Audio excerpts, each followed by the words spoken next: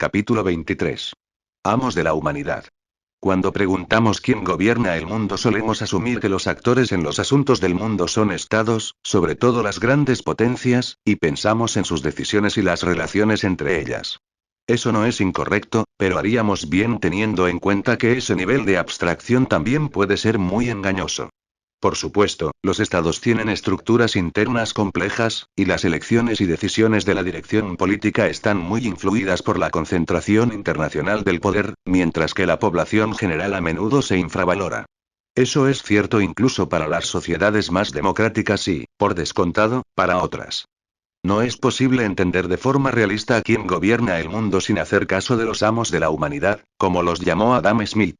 En su tiempo, los comerciantes y los dueños de las industrias de Inglaterra. En el nuestro, los conglomerados multinacionales, enormes instituciones financieras, emporios comerciales y similares. Todavía siguiendo a Smith, es también prudente recordar la infame máxima a la cual están consagrados los amos de la humanidad. Todo para nosotros y nada para los demás. Una doctrina que en otro tiempo fue la amarga y pertinaz guerra de clases, a menudo unilateral, en gran medida para detrimento de la gente del propio país y del mundo. En el orden mundial contemporáneo, las instituciones de los amos mantienen un poder enorme, no solo en el terreno internacional, sino también dentro de sus propios estados, de los cuales dependen para proteger su poder y conseguir apoyo económico por muy diversos medios. Al pensar en el papel de los amos de la humanidad, aparecen las prioridades de las políticas estatales del momento, como el Acuerdo Transpacífico de Cooperación Económica, uno de los pactos de derechos de los inversores mal llamados acuerdos de libre comercio en la propaganda y en los debates. Se negocian en secreto, aparte de los centenares de abogados de las empresas y los grupos de presión cabilderos, que redactan los detalles cruciales. La intención es que se adopten en un buen estilo estalinista con procedimientos de vía rápida diseñados para bloquear la discusión y permitir solo la elección de un sí o un no, por tanto, un sí. Por lo general, los estrategas lo hacen muy bien, no es ninguna sorpresa. La población es lo de menos, con las consecuencias que cabe anticipar. Subtítulo. La segunda superpotencia. La política neoliberal de la pasada generación ha concentrado la riqueza y el poder en muy pocas manos al tiempo que ha ido minando el funcionamiento de la democracia. Al mismo tiempo han generado oposición, sobre todo en Latinoamérica y también en los centros del poder global. La Unión Europea, UE, uno de los procesos más prometedores del período posterior a la Segunda Guerra Mundial, se ha tambaleado por el duro efecto de las políticas de austeridad durante la recesión, condenadas incluso por los economistas del Fondo Monetario Internacional, aunque no por sus actores políticos. Que la toma de decisiones haya pasado a la burocracia de Bruselas, con los bancos del norte proyectando su sombra sobre las actuaciones de la UE significa que la democracia ha retrocedido. Los partidos principales han perdido miembros a izquierda y derecha. El director ejecutivo del grupo Europanova, con sede en París, atribuye el desencanto general a un clima de irritada impotencia al comprobar que el poder real para influir en los acontecimientos en gran medida se ha desplazado de los líderes políticos nacionales que, en principio al menos, están sujetos a la política democrática al mercado, las instituciones de la Unión Europea y las corporaciones, de acuerdo con la doctrina neoliberal. En Estados Unidos están en marcha procesos muy similares, por razones semejantes, lo cual es significativo y de interés no solo para el país, sino, dado el poder de Estados Unidos, para el mundo. La creciente oposición al asalto neoliberal destaca otro aspecto crucial de lo que se acepta como normalidad. Deja de lado a los ciudadanos, que a menudo no aceptan el papel de espectadores más que participantes, que les adjudica la teoría de la democracia liberal. Esa desobediencia siempre ha sido una preocupación para las clases dominantes. Por limitarnos solo a la historia de Estados Unidos, George Washington consideraba a la gente común que formaba las milicias que tenía que comandar un pueblo extremadamente sucio y desagradable que mostraba una inexplicable estupidez en su clase más baja. En Políticas Violentas, su magistral estudio de las insurgencias desde la insurgencia americana a las contemporáneas de Afganistán e Irak, William Polk concluye que el general Washington estaba tan ansioso por marginar a los combatientes que despreciaba que estuvo a punto de hacer fracasar la revolución. De hecho, podría haberlo hecho si Francia no hubiera intervenido masivamente y con ellos hubiera salvado la revolución, que hasta entonces iban ganando los guerrilleros a los que ahora llamaríamos terroristas, mientras que el ejército al estilo británico de Washington fue derrotado una y otra vez y casi perdió la guerra. Una característica común de estas insurgencias con éxito, explica Polk, es que una vez que el poder popular se disuelve después de la victoria, la dirección suprime al pueblo sucio y desagradable, que en realidad ganó la guerra con tácticas de guerrilla y terror, por miedo a que podría desafiar el privilegio de clase. El desprecio de las élites por la clase más baja ha adoptado diversas formas a lo largo de los años. En los últimos tiempos, una expresión de este desprecio es la exigencia de pasividad y obediencia, moderación en democracia, por parte de internacionalistas liberales en respuesta a los peligrosos efectos democratizadores de los movimientos populares de la década de 1960. En ocasiones, los estados le hacen caso a la opinión pública, lo cual despierta la furia en los centros de poder. Un ejemplo dramático se produjo en 2003, cuando la administración Bush le pidió a Turquía que se uniera a su invasión de Irak. El 95% de los turcos se oponían a aquella acción y, para asombro y pavor de Washington, el gobierno turco asumió esa posición. Turquía fue duramente condenada por desviarse del comportamiento responsable. El subsecretario de Defensa, Paul Wolfowitz, bautizado por la prensa como el idealista jefe del gobierno, reprendió al ejército turco por permitir la mala conducta del gobierno y exigió una disculpa. Sin inmutarse por estos y otros ejemplos de nuestro cacareado anhelo de democracia, las crónicas respetables siguieron alabando al presidente George W. Bush por su entrega al fomento de la democracia y algunas lo criticaron por su ingenuidad al pensar que una potencia externa podría imponer sus anhelos democráticos a otros. El pueblo turco no estaba solo. La oposición global a la agresión de Estados Unidos y el Reino Unido fue abrumadora. Según las encuestas internacionales, casi en ninguna parte llegó al 10% el apoyo a los planes de guerra de Washington. Los que se oponían organizaron inmensas protestas en todo el mundo, también en Estados Unidos, donde puede que fuera la primera vez en la historia que se contestaba con tal fuerza la agresión imperial incluso antes de que se lanzara oficialmente. En primera plana de The New York Times, el periodista Patrick Tiller informó de que todavía podría haber dos superpotencias en el planeta: Estados Unidos y la opinión pública mundial. La protesta sin precedentes en Estados Unidos fue una manifestación de la oposición a la agresión que se inició decenios antes, en la condena de las guerras de Estados Unidos en Indochina y que alcanzó una escala sustancial e influyente, aunque demasiado tarde. En 1967, cuando el movimiento antibelicista estaba adquiriendo una importancia notable, un historiador militar y especialista en Vietnam, Bernard Falle, advirtió de que Vietnam como entidad cultural e histórica y está amenazada con la extinción y, cuando el campo literalmente muere bajo los golpes de la maquinaria militar más grande que se ha desatado en una zona de este tamaño. Pero el movimiento antibelicista se convirtió en una fuerza a la que había que prestar atención. También había que prestarle atención cuando Ronald Reagan llegó a la presidencia decidido a lanzar un asalto contra Centroamérica. Su administración imitó con gran fidelidad los pasos que John F. Kennedy había dado 20 años antes al lanzar la guerra contra Vietnam del Sur, pero tuvo que retroceder ante la vigorosa protesta pública, que no existía a principios de la década de 1960. El asalto fue un espanto, hasta el punto de que las víctimas aún no se han recuperado. Pero lo que ocurrió en Vietnam del Sur y después en Indochina fue incomparablemente peor y en esos casos la segunda superpotencia impuso sus objeciones cuando el conflicto estaba muy avanzado. A menudo se argumenta que la enorme oposición pública a la invasión de Irak no tuvo ningún efecto. Eso me parece incorrecto. Repito, la invasión fue horrible y sus secuelas monstruosas, pero todo podría haber sido mucho peor.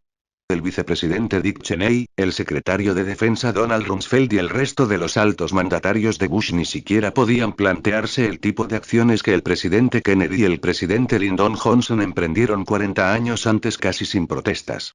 Subtítulo: Poder occidental bajo presión.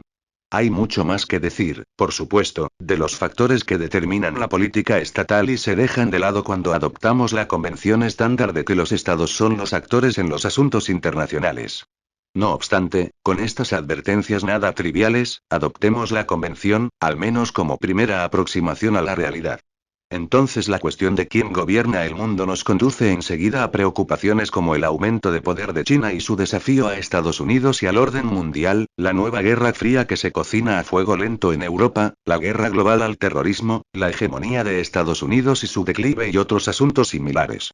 Gideon Rachman, principal columnista de Asuntos Exteriores de The Financial Times de Londres, ofrece un útil resumen de los retos a los que se enfrenta el poder occidental al inicio de 2016. Empieza por revisar la imagen occidental del orden mundial. Desde que terminó la Guerra Fría, el peso imponente del ejército de Estados Unidos ha sido el factor central de la política internacional. Ha sido particularmente determinante en tres regiones. Este de Asia, donde la Marina de Estados Unidos se ha acostumbrado a tratar el Pacífico como un lago americano. Europa, donde la OTAN, es decir, Estados Unidos, que paga 3/4 partes de los gastos militares de la organización, garantiza la integridad territorial de sus Estados miembros. Y Oriente Próximo, donde hay gigantescas bases navales y aéreas para tranquilizar a los amigos e intimidar a los rivales. El problema del orden mundial hoy, continúa Rachman, es que esas situaciones de seguridad están ahora cuestionadas en las tres regiones por la intervención rusa en Ucrania y Siria, y porque China está convirtiendo las aguas cercanas a su costa en objeto de disputa. La cuestión fundamental de las relaciones internacionales, pues, es si Estados Unidos debería aceptar que otras grandes potencias tengan influencia en sus regiones respectivas. Rachman piensa que deberían tenerla, por razones de difusión del poder económico en todo el mundo, combinadas con el simple sentido común. Hay, a buen seguro, formas de mirar el mundo desde diferentes puntos de vista. Pero ciñámonos a estas tres regiones, que seguramente son las de mayor importancia crítica. Subtítulo: Los retos de hoy. Asia Oriental y el Pacífico. Para empezar con el lago americano, el informe de mediados de diciembre de 2015 debió de dejar atónito a más de uno. Decía: los altos funcionarios de defensa manifestaron que un bombardero estadounidense B-52 en misión de rutina sobre el mar de la China Meridional voló de manera no intencionada a 2 millas náuticas de una isla artificial construida por China, lo que reavivó una cuestión muy peliaguda para Washington y Pekín. Todo el que conozca el funesto historial de los 70 años de la era de armas nucleares será consciente de que se trata de uno de esos incidentes que a menudo han estado a punto de provocar una guerra nuclear definitiva. No hace falta ser defensor de las acciones provocadoras y agresivas de Pekín en el mar de la China Meridional para fijarse en que en el incidente no estaba implicado un bombardero chino con capacidad nuclear en el Caribe ni cerca de las costas de California, donde China no tiene pretensiones de establecer un lago chino. Por fortuna para el mundo. Los líderes chinos se dan cuenta de que las rutas de comercio marítimo de su país están llenas de potencias hostiles, desde Japón hasta el estrecho de Malaca y más allá, respaldadas por una abrumadora fuerza militar estadounidense. En consecuencia, China está procediendo a expandirse hacia el oeste con amplias inversiones y cuidadosos movimientos hacia la integración. En parte, estos hechos se enmarcan en la Organización de Cooperación de Shanghái, OCS, de la que forman parte Rusia y los estados de Asia Central, y pronto la India y Pakistán. Irán es uno de los observadores, un estatus que se le negó a Estados Unidos, al que también se le pidió que desmantelara todas sus bases militares en la región. China está construyendo una versión modernizada de las viejas rutas de la seda con la intención no solo de integrar la región bajo su influencia, sino también de alcanzar Europa y las zonas productoras de petróleo de Oriente Próximo. Está dedicando enormes sumas a la creación de un sistema energético y comercial integrado en Asia, con muchos ferrocarriles de alta velocidad y oleoductos. Un elemento del plan es una autopista a través de algunas de las montañas más altas del mundo hasta el nuevo puerto pakistaní de Gwadar, desarrollado por China, que protegerá los envíos de petróleo de una potencial interferencia de Estados Unidos. El plan también podría, eso esperan China y Pakistán, impulsar el desarrollo industrial en este último país, que Estados Unidos no ha fomentado a pesar de la enorme ayuda militar que le brinda. También le podría proporcionar a Kabul un incentivo para acabar con el terrorismo interno, una cuestión importante para China en la provincia occidental de Xinjiang. Gwadar formará parte del collar de perlas de China, una serie de bases que se están construyendo en el Océano Índico con propósitos comerciales, aunque también permitirían un uso militar, con la esperanza de que China algún día sea capaz de proyectar poder hasta el Golfo Pérsico por primera vez en la era moderna. No obstante, esos movimientos no tienen capacidad de afectar la abrumadora potencia militar de Washington, salvo que se produjera la aniquilación por guerra nuclear, ya que un conflicto de ese tipo también destruiría a Estados Unidos.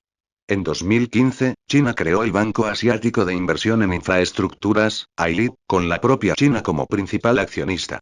En junio de ese año, participaron en la inauguración en Pekín 56 naciones, entre ellas aliados de Estados Unidos como Australia, el Reino Unido y otros, que al unirse desafiaban los deseos de Washington.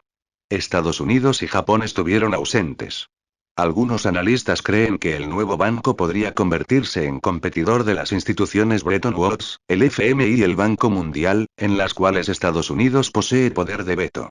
Por otra parte, hay algunas expectativas de que la OTS pueda convertirse en homólogo de la OTAN. Subtítulo. Los retos de hoy. Europa Oriental. Otro de los retos actuales es la segunda región mencionada. El este de Europa, donde hay una crisis cocinándose en la frontera entre la OTAN y Rusia. No es poca cosa.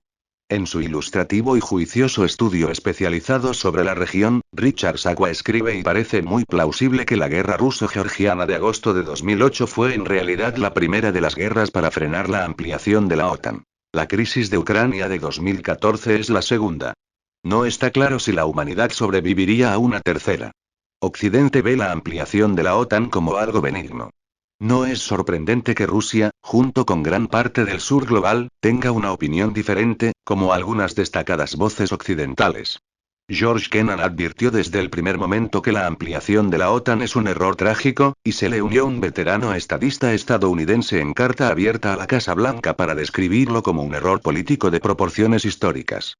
La presente crisis tiene sus orígenes en 1991, con el final de la Guerra Fría y el derrumbe de la Unión Soviética. Había entonces dos posiciones en contraste de un nuevo sistema de seguridad y economía política en Eurasia. En palabras de Sakwa, una posición era la de una Europa ampliada con la Unión Europea en su centro, pero cada vez más colindante con la comunidad política y de seguridad euroatlántica. Y en el otro lado estaba la idea de una gran Europa, una visión de una Europa continental, que se extendería de Lisboa a Vladivostok, con varios centros, entre ellos Bruselas, Moscú y Ankara, pero con el propósito común de superar las divisiones que tradicionalmente han sido la plaga del continente. El líder soviético Mikhail Gorbachev fue el mayor paladín de una gran Europa, un concepto que también tiene raíces en el gaullismo y otras iniciativas europeas. No obstante, cuando Rusia se derrumbó con las devastadoras reformas de mercado de la década de 1990, esta idea se olvidó, pero se renovó cuando Rusia empezó a recuperarse y a buscar un lugar en el escenario mundial con Vladimir Putin, quien, junto con su socio Dmitry Medvedev, repetidamente ha reivindicado una unificación geopolítica en una gran Europa desde Lisboa a Vladivostok, para crear una auténtica sociedad estratégica. Estas iniciativas fueron recibidas con educado desprecio, escribe Sakwa, consideradas como poco más que una tapadera para el establecimiento a hurtadillas de una gran Rusia y como el intento de abrir una brecha entre Norteamérica y Europa occidental. Tales preocupaciones se remontan al temor, anterior a la Guerra Fría, de que Europa pudiera convertirse en una tercera fuerza independiente de las superpotencias, la mayor y la menor, y estrechar vínculos con esta última, como pudo verse en la Ostpolitik de Willy Brandt y otras iniciativas. La respuesta occidental al derrumbe de Rusia fue triunfalista. Se aplaudió como una señal del fin de la historia, la victoria definitiva de la democracia capitalista occidental, casi como si a Rusia se le estuviera ordenando volver a su estatus previo a la Primera Guerra Mundial como colonia económica virtual de Occidente. La ampliación de la OTAN empezó enseguida, lo que violaba las garantías verbales que se le habían dado a Gorbachev de que las fuerzas de la OTAN no se moverían ni un centímetro al este después de que él accediera a que una Alemania unificada pudiera convertirse en miembro de la OTAN, una concesión notable a la luz de la historia. Esa discusión se limitó a Alemania del Este. La posibilidad de que la OTAN pudiera expandirse más allá de Alemania no se discutió con Gorbachev. Ni siquiera se consideró en privado. Pronto, la OTAN empezó a avanzar más allá, justo hasta las fronteras de Rusia. Cambió oficialmente la misión general de la OTAN, que pasó a tener un mandato para proteger infraestructuras cruciales del sistema de energía global, rutas marítimas y oleoductos, para lo que se le asignó una zona de operaciones mundial. Además, Occidente revisó la ahora ampliamente anunciada doctrina de responsabilidad de proteger hasta el punto de dar con una versión completamente distinta de las Naciones Unidas, de manera que la OTAN ya puede servir como fuerza de intervención bajo el mando de Estados Unidos. De particular interés para Rusia son los planes de extender la OTAN a Ucrania, que se articularon explícitamente en la cumbre de la OTAN en Bucarest de abril de 2008, cuando a Georgia y Ucrania se les prometió una futura entrada en la organización. La redacción no dejaba espacio a la ambigüedad. La OTAN celebra las aspiraciones euroatlánticas de Ucrania y Georgia de ser miembros de la OTAN. Hoy acordamos que estos países se convertirán en miembros de la OTAN. Con la victoria de los candidatos pro-occidentales de la Revolución Naranja en Ucrania en 2004, el representante del Departamento de Estado Daniel Fried acudió enseguida y recalcó el apoyo de Estados Unidos a las aspiraciones a la OTAN y euroatlánticas de Ucrania, como reveló un informe de Wikileaks. La inquietud de Rusia es fácil de entender. El experto en relaciones internacionales John Mearsheimer la subraya en la destacada publicación Oficialist Foreign Affairs. Escribe que la raíz central de la presente crisis sobre Ucrania es la expansión de la OTAN y el compromiso de Washington de situar Ucrania fuera de la órbita de Moscú e integrarla en Occidente, lo que Putin veía como amenaza directa a los intereses nucleares de Rusia. ¿Quién puede culparlo? Pregunta Mearsheimer señalando que a Washington podría no gustarle la posición de Moscú, pero debería comprender la lógica de la que surge. No es tan difícil. Al fin y al cabo, como todos saben, Estados Unidos no tolera que las grandes potencias distantes desplieguen fuerzas militares en ningún lugar del hemisferio occidental, mucho menos en sus fronteras. De hecho, la posición de Estados Unidos es mucho más fuerte. No tolera lo que se denomina oficialmente desafío con éxito de la doctrina Monroe de 1823, que declaró el control del hemisferio por parte de Estados Unidos, si bien no pudo llevarlo a la práctica. Y un pequeño país que lleva a cabo un desafío con éxito podría ser sometido al terror de la tierra y a un embargo aplastante, como le ocurrió a Cuba. No hace falta preguntarse cómo habría reaccionado Estados Unidos si los países de Latinoamérica se hubieran unido al Pacto de Varsovia, que tenía planes para que México y Canadá se unieran también. La mera insinuación de los primeros pasos en esa dirección habrían sido finiquitados con perjuicio extremo, por adoptar la jerga de la CIA. Como en el caso de China, no hay que ver con buenos ojos los movimientos y motivos de Putin para comprender la lógica que hay detrás de ellos. Como en el caso de China, hay mucho en juego, hasta el punto de dirimirse cuestiones de supervivencia, literalmente. Subtítulo. Los retos de hoy. El mundo islámico.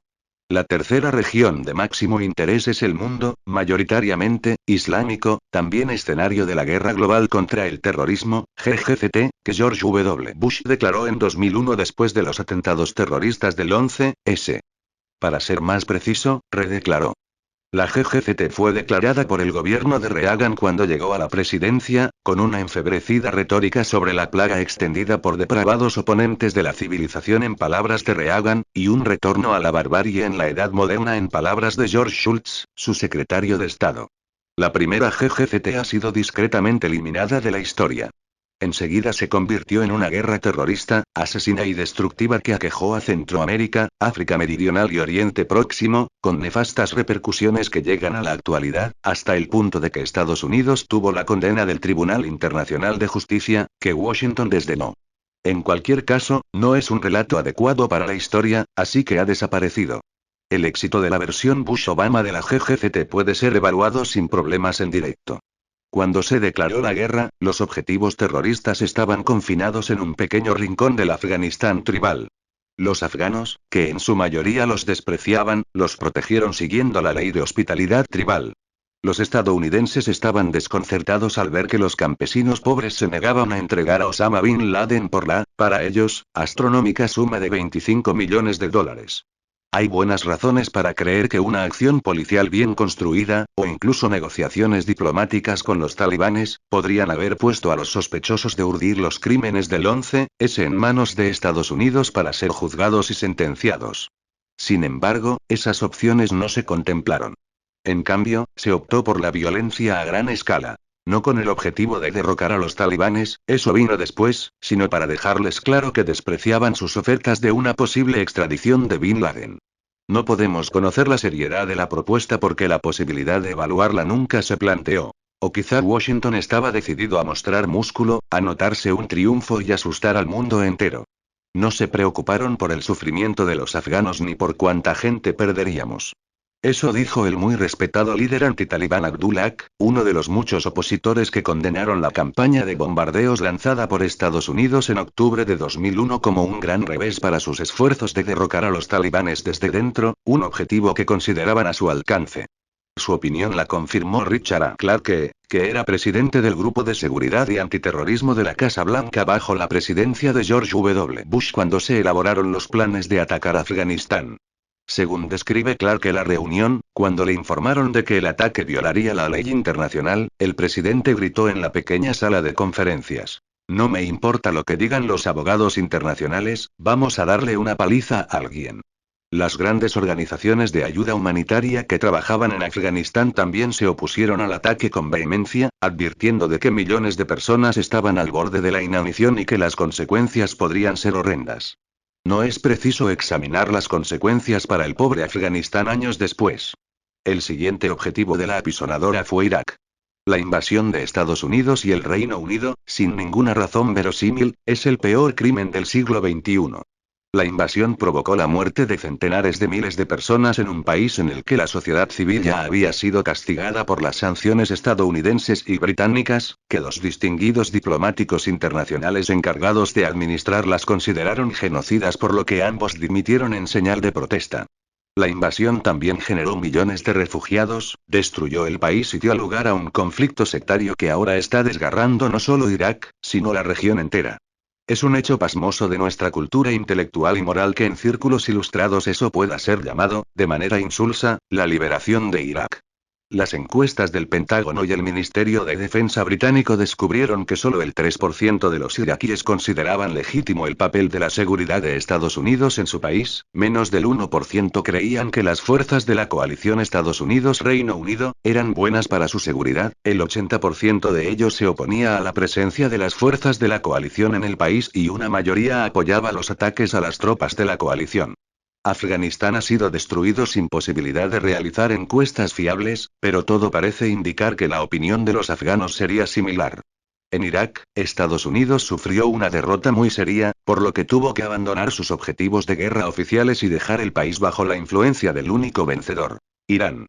La apisonadora también se utilizó en otros lugares, como en Libia, donde los poderes imperialistas tradicionales, Reino Unido, Francia y Estados Unidos, obtuvieron la resolución 1973 del Consejo de Seguridad y la infringieron al instante para convertirse en la fuerza aérea de los rebeldes. Lo que se consiguió fue socavar la posibilidad de una solución pacífica y negociada. Aumentar bruscamente las bajas, multiplicadas al menos por 10, según el politólogo Alan Cooperman. Dejar el país en ruinas, a manos de las milicias. Y, más recientemente, proporcionarle a Estado Islámico una base que puede usar para extender el terror. El triunvirato imperial, como explica el especialista en África Alex de Waal, desdeñó propuestas diplomáticas muy sensatas de la Unión Africana, aceptadas en principio por la Libia de Muammar al-Gaddafi. Un enorme flujo de armas y yihadistas ha extendido el terror y la violencia desde África Occidental, ahora el campeón de los asesinatos terroristas, hasta el Levante, al tiempo que el ataque de la OTAN también ha conseguido que haya mareas de refugiados africanos hacia Europa. Un triunfo más de la intervención humanitaria, y, como revela el largo y a menudo siniestro registro histórico, no fue un triunfo inusual, pues sus orígenes modernos se remontan a hace 4 siglos. Subtítulo: Los costes de la violencia. En resumen, la estrategia de la apisonadora de la GGCT ha extendido el terrorismo yihadista desde un pequeño rincón de Afganistán hasta casi todo el mundo, desde África, a través del Levante y Asia Meridional, hasta el sureste de Asia. También ha sido el detonante de atentados en Europa y Estados Unidos. La invasión de Irak fue una contribución sustancial a ese proceso, como las agencias de inteligencia habían previsto. Los especialistas en terrorismo Peter Bergen y Paul Cruikshank calculan que la guerra de Irak multiplicó por 7 el índice anual de atentados yihadistas letales, lo cual equivale a centenares de atentados terroristas más y miles de vidas civiles perdidas. Aun cuando se excluya el terrorismo en Irak y Afganistán, los ataques letales en el resto del mundo se han incrementado en más de un tercio. Otros ejercicios han sido similarmente productivos. Un grupo de grandes organizaciones de derechos humanos, Médicos por la Responsabilidad Social, Estados Unidos, Médicos por la Supervivencia Global, Canadá, e Internacional de Médicos por la Prevención de la Guerra Nuclear, Alemania, llevaron a cabo un estudio que buscaba proporcionar una estimación lo más realista posible del total de víctimas mortales en las 3 principales zonas de guerra: Irak, Afganistán y Pakistán durante 12 años de guerra contra el terrorismo, para lo que revisaba los principales estudios y datos publicados sobre número de víctimas en esos países, junto con información de acciones militares. Su cálculo más prudente es que estas guerras mataron a alrededor de 1,3 millones de personas, aunque también podrían exceder los 2 millones. El investigador independiente David Peterson buscó en las bases de datos el informe en los días posteriores a su publicación y casi no encontró mención de él. ¿A quién le importa? Los estudios llevados a cabo por el Instituto de Investigación por la Paz de Oslo muestran que 2/3 de las bajas ocurridas en conflictos de la región se produjeron en disputas internas cuya solución se imponía desde fuera. En esos conflictos, el 98% de las víctimas se produjeron después de que los extranjeros entraran con su poder militar en el conflicto interno. En Siria, el número de bajas del conflicto directo se multiplicó por más de 3 después de que Occidente iniciara sus bombardeos aéreos contra el autoproclamado Estado Islámico y que la CIA empezara su interferencia militar indirecta en la guerra. Tal interferencia parece haber atraído la participación de los rusos cuando los misiles antitanque de Estados Unidos estaban diezmando las fuerzas de su aliado, el de Rusia, Bashar al-Assad. Las primeras indicaciones revelan que los bombardeos rusos están teniendo las consecuencias habituales. Las pruebas revisadas por el politólogo Timo Kivinki indican que las guerras de protección libradas por la coalición de los dispuestos se han convertido en la principal causa de violencia en el mundo y llegan a contribuir con más del 50% de las víctimas totales del conflicto. Además, como explica Kivinki, en muchos de estos casos, Siria entre ellos, se dio la oportunidad de encontrar soluciones diplomáticas, pero no se atendió a ellas. Como se ha dicho ya, también ha sido así en otras situaciones terribles, entre ellas la de los Balcanes a principios de la década de 1990, la Primera Guerra del Golfo y, por supuesto, las guerras de Indochina, el peor crimen desde la Segunda Guerra Mundial. En el caso de Irak la cuestión no se plantea. ¿Alguna lección se podrá sacar de todo esto? Las consecuencias generales de recurrir a la apisonadora contra sociedades vulnerables no es ninguna sorpresa. El atento estudio citado de William Polk sobre las insurgencias debería ser lectura esencial para aquellos que quieren comprender los conflictos de hoy, así como para los estrategas, suponiendo que les preocupen las consecuencias humanas y no simplemente el poder y el dominio. Polk revela un patrón que se repite una y otra vez. Los invasores, que quizá tengan las mejores intenciones, cuentan naturalmente con la antipatía de la población, que les desobedece, al principio solo un poco. Eso provoca una respuesta contundente del ocupante, lo cual, a su vez, incrementa la oposición y estimula la resistencia. El ciclo de violencia se retroalimenta hasta que los invasores se retiran o logran sus fines con algo que se aproxima al genocidio. La campaña global de asesinatos con drones de Obama, una innovación notoria en el terrorismo global, sigue el mismo patrón. Según todas las fuentes, son más los terroristas que genera que los sospechosos de intentar hacernos daño que asesina. Eso es una contribución impresionante para un abogado constitucionalista. Obama lo es en el 8º centenario de la Carta Magna, texto legal que estableció la base de la presunción de inocencia, que es el pilar de la ley civilizada. Otra característica de esas intervenciones es la convicción de que la insurgencia se superará eliminando a sus líderes. Pero cuando un esfuerzo así tiene éxito, al líder eliminado lo sustituye alguien más joven, más decidido, más brutal y más eficaz. Polk da muchos ejemplos.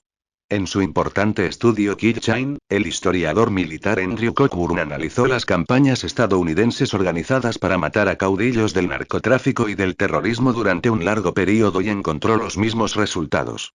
Lo esperable es que el patrón continúe. Sin duda, ahora mismo los estrategas de Estados Unidos están buscando formas de asesinar al califa de Estado Islámico Abu Bakr al-Baghdadi, que es un duro rival del líder de Al-Qaeda Ayman al-Zawahiri.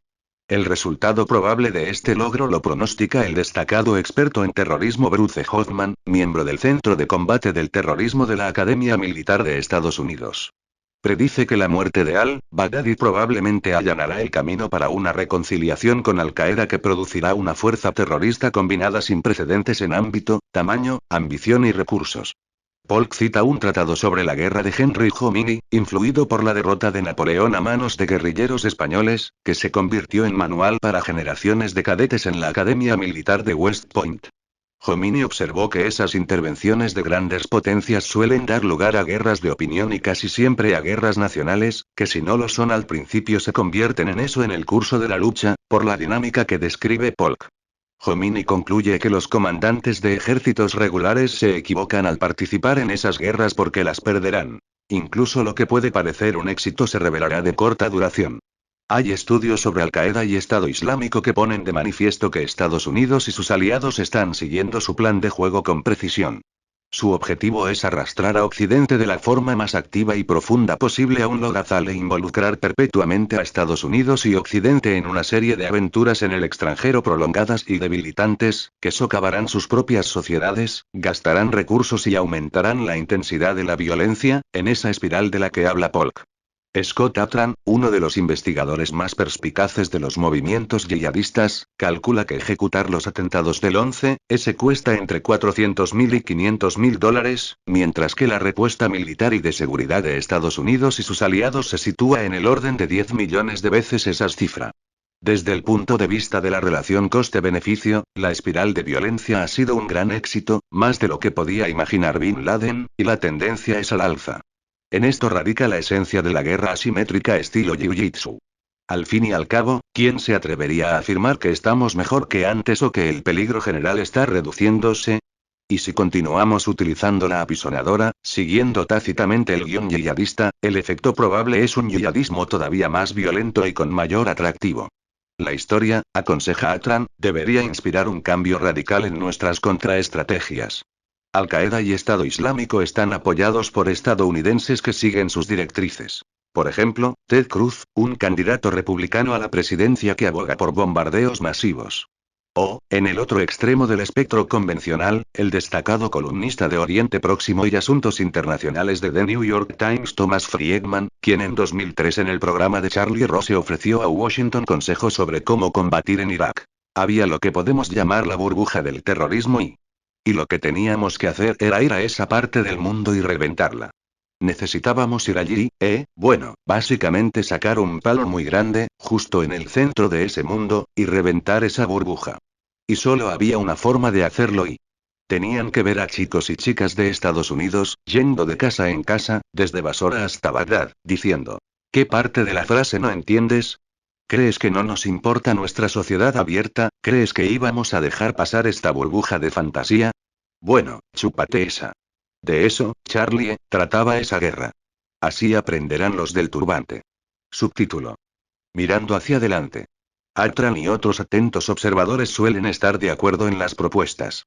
Deberíamos empezar por reconocer lo que la investigación rigurosa ha mostrado de forma convincente. Los que se sienten atraídos por la yihad anhelan algo en su historia, en sus tradiciones, con sus héroes y su moral. Y Estado Islámico, por brutal y repugnante que sea para nosotros e incluso para la mayoría de la gente en el mundo árabo-islámico, les habla de eso y lo que hoy inspira a los terroristas más crueles no es tanto el Corán como una causa apasionante y una llamada a la acción que promete gloria y admiración a ojos de sus amigos. De hecho, la mayoría de los yihadistas tienen un escaso o nulo conocimiento de los textos y la teología islámicos. La mejor estrategia, aconseja Polk, sería un programa multinacional, orientado al bienestar y psicológicamente satisfactorio y que haría que el odiado Estado Islámico dependiera de los menos violentos. Los elementos están bien identificados. Necesidades comunitarias, compensación por agresiones anteriores y llamamientos a empezar de nuevo. Añade. Una disculpa bien expresada por las pasadas transgresiones costaría poco y serviría de mucho. Un proyecto así podría llevarse a cabo en campos de refugiados o en los cuchitriles de los nefastos planes de viviendas de la banlieue de París, donde el equipo de investigación de Atran descubrió una tolerancia muy amplia de los valores de Estado Islámico, cuando no el apoyo. E incluso podría hacerse más si se dedicaran de verdad a la diplomacia y a las negociaciones en lugar de responder con violencia a la violencia.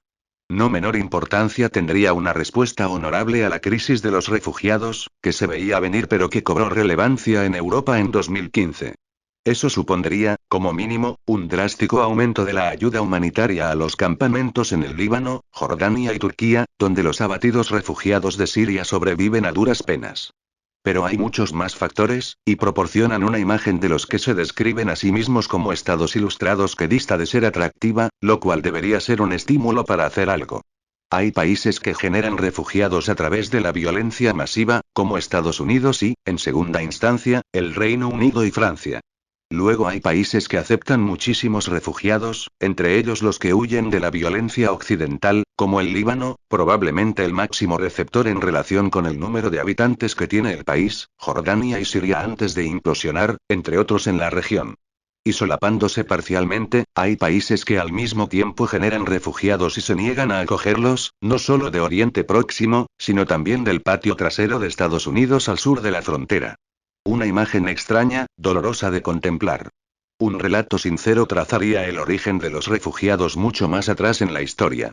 Un veterano corresponsal en Oriente Próximo, Robert Fisk, explica que uno de los primeros vídeos producidos por Estado Islámico mostraba una excavadora empujando un muro de arena que había marcado la frontera entre Irak y Siria.